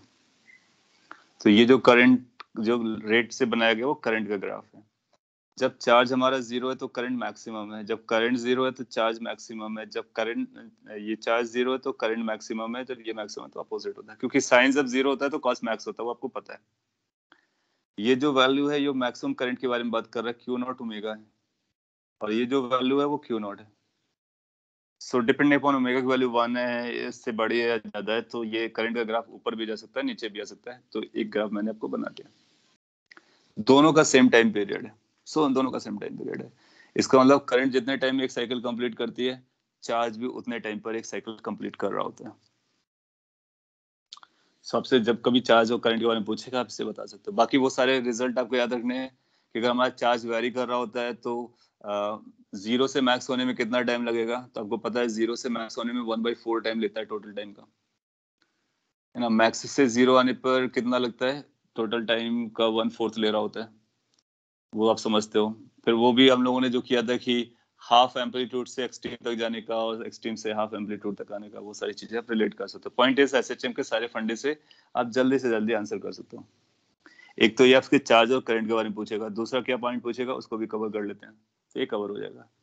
तो दूसरा पॉइंट आपसे पूछ सकता है वो ये कि एनर्जी बताइए, तो एनर्जी का टर्म में बात करेगा, कैपेसिटर के पास कितना एनर्जी है और इंडक्टर के पास कितना एनर्जी है। लेट्स हम लोग कैपेसिटर की एनर्जी के बारे में बात करें, UC, energy of the capacitor, stored energy in the capacitance, क्या होता है? Q square upon 2c। Q square, Q की वैल्यू रख दो यहाँ पर, तो ये बन जाएगा हमारे पास क्यू नॉट का square divide by 2c cos square omega T, cos square omega T. ध्यान से देखने का। ये कॉस स्क्वायर है, हम जानते हैं कि कॉस स्क्वायर की फ्रीक्वेंसी डबल हो जाती है, टाइम पीरियड हाफ हो जाता है, तो इसकी फ्रीक्वेंसी डबल हो जाएगी, इसका टाइम पीरियड हाफ हो जाएगा। Energy stored in inductor, inductor में देखोगे तो ये आता है हाफ एल आई स्क्वायर, इसको कैरी करोगे तो ये बनेगा हाफ एल आई की वैल्यू अपने को पता है I not, that means Q not square omega square into sine square omega T. किसी भी टाइम पर अगर टोटल एनर्जी निकालना चाहोगे, total energy, so what about the total energy? That means energy stored in the capacitor, energy stored in the inductor. Add up करो, आप देखोगे कि ओमेगा स्क्वायर की वैल्यू क्या होती है, 1/LC होती है। तो अगर ओमेगा स्क्वायर की वैल्यू हमने 1/LC लगा दी, ये बनेगा 1/2 L Q नॉट का स्क्वायर, ओमेगा स्क्वायर की value 1/LC sign square omega T. ध्यान से ऑब्जर्व करोगे तो L और L कैंसिल आउट हो जाएगा। इसका मतलब इंडक्टर के पास जो एनर्जी आ रही है ना, that is coming as Q nought square divide by 2C sine square omega t आ रही है, और कैपेसिटर के पास थी Q nought square upon 2C cos square omega t. अगर दोनों को हम लोग एड अप करेंगे तो क्या आपको ये समझ में आ रहा है कि जो टोटल एनर्जी आने वाली है उसकी value Q nought square upon 2C हो जाएगी। इसका मतलब जो टोटल एनर्जी आ रही है that is a constant, constant. मतलब ये हुआ कि एलसी ऑसिलेशन में सर्किट के पास जो टोटल एनर्जी रहती है ना, वो कांस्टेंट रहती है। जैसे एसएचएम में आपने देखा था ना, टोटल एनर्जी कांस्टेंट रहती है, वहां पे दो एनर्जीज हुआ करती थी, potential as well as kinetic. यहाँ पर काइनेटिक एनर्जी नहीं है, यहाँ पर दो तरह की एनर्जीज हैं, आप ऐसा बोल सकते हो, कैपेसिटर की एनर्जी और इंडक्टर की एनर्जी। लेकिन दोनों की एनर्जी इस तरह से होती है कि उनका दोनों का सम कांस्टेंट रहता है, और सम कितना रहता है, maximum charge divide by capacitance. आप इसको वेरीफाई कर सकते हो, इसकी वैल्यू को हम लोग ऐसे भी लिख सकते हैं, this U is equal to half L I max square, यानी आई नॉट का स्क्वायर। तो अगर आपको इंडक्टर की मैक्सिमम करंट पता है तो आप उसको यूज कर सकते हो, और कैपेसिटर का मैक्सिमम चार्ज पता है तो उसको पता यूज कर सकते हो। तो आइडिया क्या है, आइडिया कुछ ऐसा है कि इनिशियली कैपेसिटर के पास टोटल चार्ज था, मैक्सिमम चार्ज था, तो इसके पास पूरी का पूरा एनर्जी किसके फॉर्म में था, कैपेसिटर की एनर्जी के फॉर्म में था, इलेक्ट्रिकल एनर्जी और इलेक्ट्रोस्टैटिक एनर्जी के फॉर्म में था। फिर जब ये करंट चार्ज को सप्लाई करता है तो करंट बनता है, करंट बनने से एनर्जी इंडक्टर के पास आती है। तो बेसिकली कैपेसिटर अपनी एनर्जी को इंडक्टर को दे रहा होता है, और एनर्जी देते देते पूरी एनर्जी दे देता है, और कैपेसिटर की एनर्जी खत्म हो जाती है। तो सारी की सारी एनर्जी इंडक्टर के पास आती है, कितनी, Q nought square upon 2C। फिर इंडक्टर क्या करता है, इंडक्टर आप जानते हो कि वो करंट उसके पास आ जाती है तो करंट को रिदम में रखता है, तो फिर वो करंट को सप्लाई करता है ऐसा। जब ये ऐसा करंट सप्लाई करेगा तो ये पॉजिटिव चार्ज बनना स्टार्ट होगा, ये नेगेटिव टर्मिनल बनना स्टार्ट होगा। तो अब कैपेसिटर चार्ज होगा लेकिन पोलैरिटी बदल करके, तो इंडक्टर अपनी करंट को कम कर रहा होगा, कैपेसिटर को चार्ज दे रहा होगा। दैट मीन्स मैग्नेटिक फॉर्म से एनर्जी इलेक्ट्रिकल फॉर्म में जा रही होगी। फिर आपका इंडक्टर कंप्लीटली डिस्चार्ज हो जाएगा, यानी टोटल एनर्जी इसको दे देगा, तो करंट जीरो हो जाएगी, और फाइनली आप देखोगे कि ये प्लस टर्मिनल Q नॉट से बनेगा, ये माइनस टर्मिनल Q नॉट का बनेगा। अब जैसे ये साइकिल कंप्लीट हुई तो ये आपका हाफ साइकिल हुई, इसके बाद ये इधर से चलना स्टार्ट करेगा, रिपीट करेगा सेम लॉजिक तरीके से, और फिर से ओरिजिनल सिचुएशन पे आएगा, और फिर ये साइकिल अपने को रिपीट करती रहती है, तो ये ऑसिलेट करता रहता है। तो आपसे क्या पूछ सकता है कि एनर्जी के ऑसिलेशन की फ्रीक्वेंसी बताइए, तो ये जो फ्रीक्वेंसी है चार्ज के ऑसिलेशन की, इसको डबल कर दोगे तो एनर्जी के ऑसिलेशन की फ्रीक्वेंसी आ जाएगी। एनर्जी के टाइम पीरियड बताइए, तो उसका टाइम पीरियड हाफ कर दोगे इसका जो टाइम पीरियड आया है वहां से निकाल करके। तो omega is the frequency and time period for current and charge, तो करंट और चार्ज के लिए रहता है। और एनर्जी को ड्रॉ करोगे तो एनर्जी की फ्रीक्वेंसी डबल और टाइम पीरियड हाफ हो जाता है। ठीक है, एनर्जी टोटल कितनी होती है, वो ये होती है, कांस्टेंट होती है, एक दूसरे से कन्वर्ट होती रहती है, फॉर्मूला अपने को पता है, किसी भी इंस्टेंट पर कितना एनर्जी हम बता सकते हैं।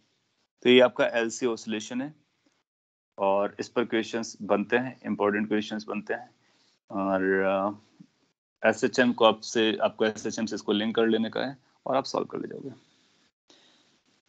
नोट कर लीजिए, कोई कंसर्न आ रहा हो तो आप पूछ सकते हो, otherwise LC oscillation is this much. और ये जो ब्रैकेट पे लिखे गए सारे रिजल्ट्स हमारे लिए इंपॉर्टेंट है। और सिंस एसएचएम आप पढ़ रखे हो तो आपको समझना आसान रहा होगा, और उसी वजह से हम डायरेक्टली इस इक्वेशन का सोल्यूशन डायरेक्टली कॉपी कर लिया है। वरना आपको पता है कि इसको सॉल्व करने के लिए डबल डिफरेंशिएशन का मतलब 2 बार इंटीग्रेट करना पड़ता है। Got it? 2 मिनट आप और टाइम देंगे तो आपको आइडिया दे देते हैं कि आरएलसी सीरीज में लगाने से क्या होता है।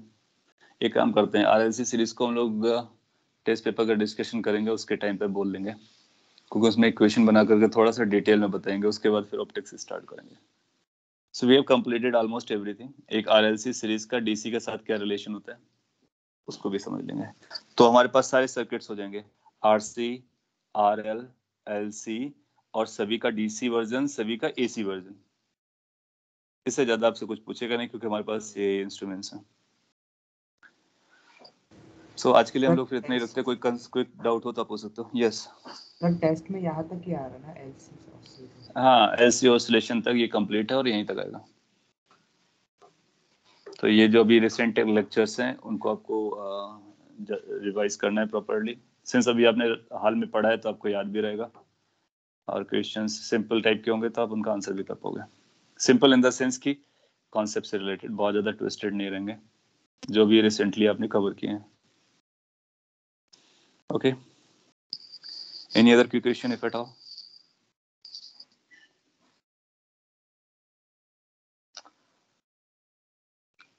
Okay, there's nothing, so that's all for the day. और अच्छा, ये जरूर मैं आपसे पूछ लेता हूँ, do you want a discussion tomorrow? If you want we can arrange DPP discussion, maybe module discussion. If you don't want, आप सॉल्व कर पा रहे हो तो अच्छी बात है। मॉड्यूल का आपको अगर आंसर हिंट दिया हो सोल्यूशन तो मैं दे सकता हूँ, आप एक बार मेरे को रिमाइंड कर देना।